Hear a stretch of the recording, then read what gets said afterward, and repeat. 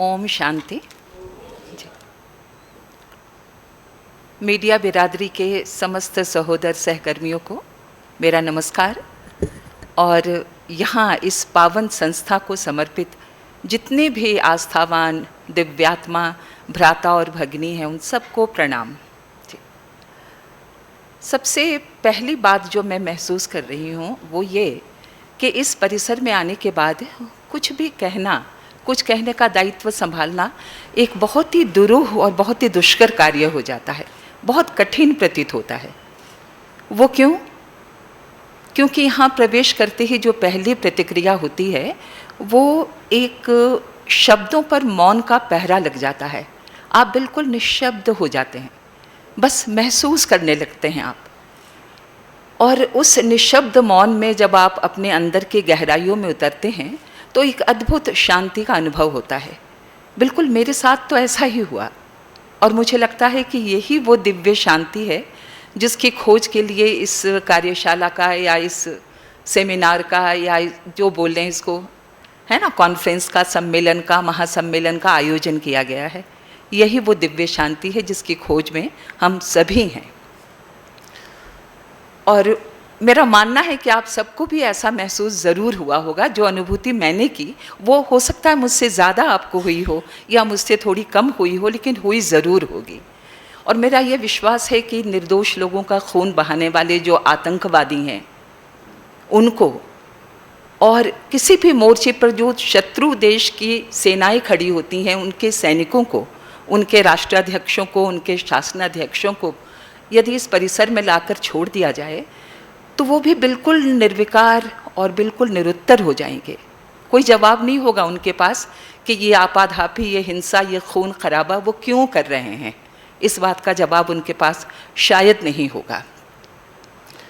और ये एक अभिनव प्रयोग होगा अगर हम इसे ऐसे लोगों तक जो विस्तार की राजनीति में लगे हैं, विस्तारवाद के हवस में लगे हैं, उन तक हम पहुंचा सकें तो ये एक बहुत बड़ी बात होगी।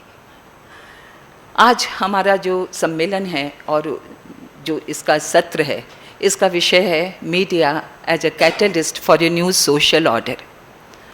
मीडिया नई समाज व्यवस्था के लिए उत्प्रेरक के रूप में। मीडिया की शक्ति क्या है, मीडिया की ताकत क्या है, इससे हम सभी अच्छी तरह से परिचित हैं। और हम पत्रकार बंधु जो जर्नलिज्म के काम में लगे हैं, किसी न किसी माध्यम से हम सभी इस बात को अच्छी तरह से जानते हैं कि मीडिया की ताकत क्या है और कितनी शक्ति है इस माध्यम में। अभी बहुत दिनों की बात नहीं हुई है, कुछ वर्षों की ही बात हुई होगी। अभी आपने बेटी बचाओ बेटी पढ़ाओ अभियान, ये अभियान शुरू हुआ और इस अभियान का लोगों की सोच पर, जनमानस पर क्या असर पड़ा, इससे भी आप बहुत अच्छे तरह वाकिफ़ हैं। और लड़कियों को अपने परिवार में, घर में लक्ष्मी की तरह उसका स्वागत किया जाने लगा। जिन परिवारों में ऐसा नहीं होता था वो भी इस काम में आगे बढ़ाए। इसके बाद एक बालिका वधू एक सीरियल चला, आपको याद होगा, अच्छी तरह से याद होगा।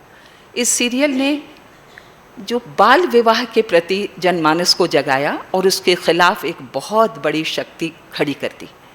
जहाँ भी ये दोष, अभी ये कुरीति बरकरार थी, विद्यमान थी, उस पर चोट लगाई इसने और उसको रोकने में बहुत बड़ी भूमिका निभाई।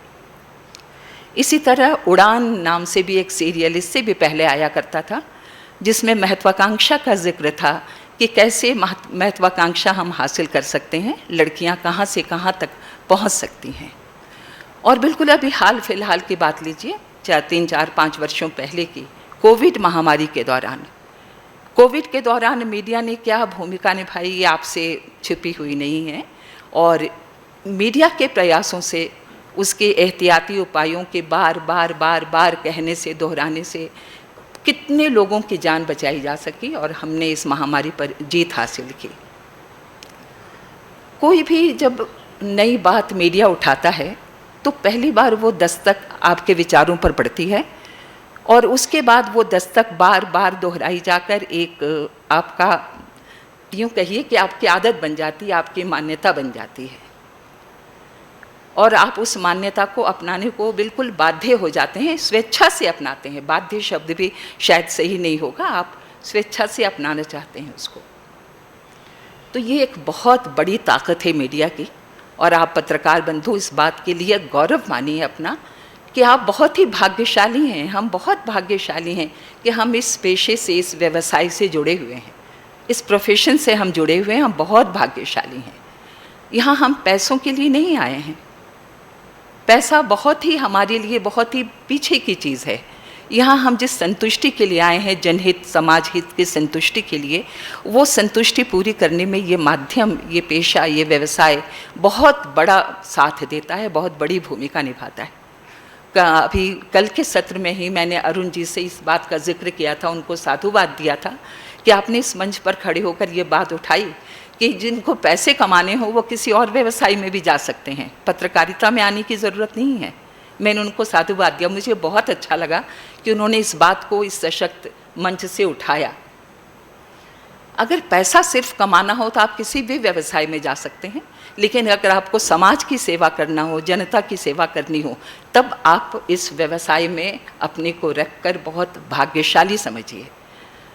तो जिस नई सामाजिक व्यवस्था की बात हम कर रहे हैं, जिस नई सामाजिक व्यवस्था को लाने की, उसे एक दिशा देने की बात कर रहे हैं, उस दिशा देने का काम इस माध्यम से सबसे सशक्त ढंग से हो सकता है।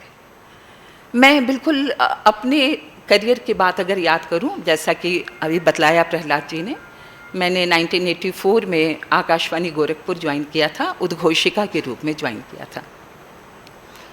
काम शुरू करने के बाद दो प्रमुख कार्यक्रम मुझे मिले। एक तो था वंदना, जो सुबह 6:30 बजे प्रसारित होता था, और दूसरा था फुलवारी कार्यक्रम, जो 9:15 बजे सुबह प्रसारित होता था। तो वंदना कार्यक्रम, जैसा कि नाम से ही जाहिर है, भक्ति गीतों का, भजनों का कार्यक्रम था, और उसको बीच में प्रभु को, ईश्वर को समर्पित 2-3 पंक्तियों से जोड़कर एंकरिंग करके वो कार्यक्रम प्रस्तुत किया जाता था। नौकरी ज्वाइन करने की उम्र बहुत ही कच्ची और नई उम्र होती है, लेकिन पता नहीं क्यों उस उम्र में भी मेरा बहुत ही लगाव था, आध्यात्मिकता की ओर लगाव था, ईश्वरीय शक्ति की ओर लगाव था। तो जो भी 2-3 पंक्तियाँ मैं जोड़ती थी, तो जो पत्र आते थे कार्यक्रम के लिए आकाशवाणी में, उसमें जिक्र होता था कि उस आधे घंटे के प्रोग्राम को हम एक पूजा की तरह देखते हैं। और मैं पूजा में विश्वास नहीं रखता या नहीं रखती, लेकिन उस कार्यक्रम को सुनकर, उसको करते हुए बस पूजा करने का एहसास हो जाता है, अनुभूति हो जाती है कि उस आधे घंटे में हमारी पूजा संपन्न हो गई। और जो दूसरा कार्यक्रम था फुलवारी, वो जन समस्याओं से जुड़ा हुआ कार्यक्रम था, जिसमें हम क्षेत्रीय समस्याएं उठाते थे। क्षेत्रीय समस्याएं कहाँ की?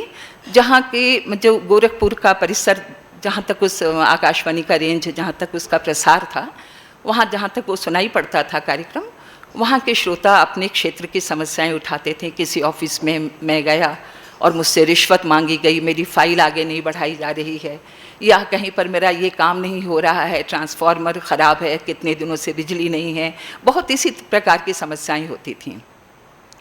तो हम उस जो कार्यक्रम जो भी उसको प्रस्तुत करता था, ज़्यादातर मैं ही करती थी, तो उसको पढ़कर, उनकी समस्याओं को पढ़कर एक संबंधित गीत से हम उसको जोड़ दिया करते थे। किसी एक 2-3 समस्याएं पढ़ी, फिर एक अच्छा सा प्यारा सा गीत, जैसे राज कपूर की फिल्म का उन्होंने जिक्र किया, अनाड़ी फिल्म का, किसी की मुस्कुराहटों पर हो निसार, या इस तरह के गाने जो प्रेरणादायी गाने होते थे वो बजा दिए जाते थे। तो ये कार्यक्रम जब शुरू हुआ, उसके बाद आप यकीन नहीं मानेंगे कि 15-20 दिन के अंदर उसी श्रोता का पत्र आता था, बहुत बहुत धन्यवाद, हमारी समस्या दूर हो गई, मेरी फाइल बिना रिश्वत के आगे बढ़ गई, मुझे उस ऑफिस से टेलीफोन आया, पत्र आया। तो मुझे ये लगा कि ये एक साधारण सा 15 मिनट का कार्यक्रम अगर ये 2 लोगों की भी सेवा करता है, तो ये बहुत बड़ी उपलब्धि है मेरी और आकाशवाणी की, जिसके माध्यम से ये प्रसारित हो रहा है। तो आप ये सोचिए कि आप इतने महान काम से जुड़े हुए हैं, अगर आपकी वजह से 10 लोगों का भी भला होता है, आप 10 लोगों की भी समस्याएं उठा लेते हैं, बिना किसी लाभ के, अपने हित में, बिना किसी स्वार्थ के। बल्कि मैं कहूँगी कि हम बिकाऊ नहीं हैं, हम बिल्कुल बिकाऊ नहीं हैं, हम बहुत ही महत्वपूर्ण चीज़ हैं। ईश्वर ने हमें जो चेतना दी है वो बहुत महत्वपूर्ण है, और हमें जो दायित्व बोध दिया है वो उससे भी ज़्यादा महत्वपूर्ण है। तो हम छोटे छोटे लाभों के बदले बिकने के लिए यहाँ नहीं आए हैं, हम उसको बिल्कुल ठोकर मार सकते हैं, हम अभाव में अपनी ज़िंदगी गुजार सकते हैं, लेकिन अगर हमारे प्रयास से, हमारी निर्भीकता से, हमारे साहस से किसी भी दो आदमी का भी भला होता है, तो समझिए ये आपके लिए इतनी बड़ी उपलब्धि है जो किसी इतिहास में स्वर्णाक्षरों में तो नहीं लिखी जाएगी, लेकिन आपके मन में संतोष के रूप में अंकित होगी। आप हमेशा उसको याद करके गौरवान्वित होंगे जी। तो ये एक बहुत बड़ी भूमिका है आपकी सभी मीडिया कर्मियों की कि वो बिल्कुल निर्भीक होकर अपनी कलम, अपनी आवाज़, इसकी ताकत से आगे बढ़ें और जन समस्याओं को उठाएं, उनके निराकरण के लिए एक अपना सरोकार रखें और उसको प्रयास करें कि आपके माध्यम से क्या समस्याएं कहाँ पर हल हो सकती हैं। अभी 2 दिन से ये सत्र चल रहा है, आज दूसरा दिन है, और यहाँ के ब्रह्म कुमारी संस्था के जो बंधु हैं, जो भ्राता भगिनी हैं, इन लोगों ने जिस तरह से हमारा स्वागत किया है, मुझे लगता है कि हम उसके पात्र नहीं हैं। इतना शब्दों से, नृत्य से, गीत से, एक एक शब्द में जैसे कलेजा निकाल कर बिछा दिया हो रास्ते पर हमारे, इस तरह से स्वागत किया है। तो इनकी जो अपेक्षा है हमसे, उस अपेक्षा को हम साथ लेकर जाएं। जब हम यहाँ से लौटें तो यहाँ की वादियों में, यहाँ की घाटियों में कहीं वो रिस कर गिर ना जाए, याद रखिए, कहीं वो रीत ना जाए, वो आपके साथ आपके कार्यस्थल तक जाए, वहाँ तक जाए, और फिर आप उसको हमेशा याद रखकर एक ऋण चुकाने की नीयत से कि आपको इतना कुछ मिला है यहाँ से, तो हम इस अपेक्षा को पूरा करें जो इनके हित में नहीं है, समाज के हित में है, विश्व शांति के हित में है। ये ज़रूर प्रयास करें। मेरा आपसे बिल्कुल व्यक्तिगत विनम्र अनुरोध है, मतलब यहाँ के ब्रह्म कुमारीज़ के अलावा मेरा भी आपसे विनम्र अनुरोध है कि आप अपनी कलम की ताकत का इस्तेमाल जन समस्याओं के निराकरण के लिए करें, ज़रूर करें।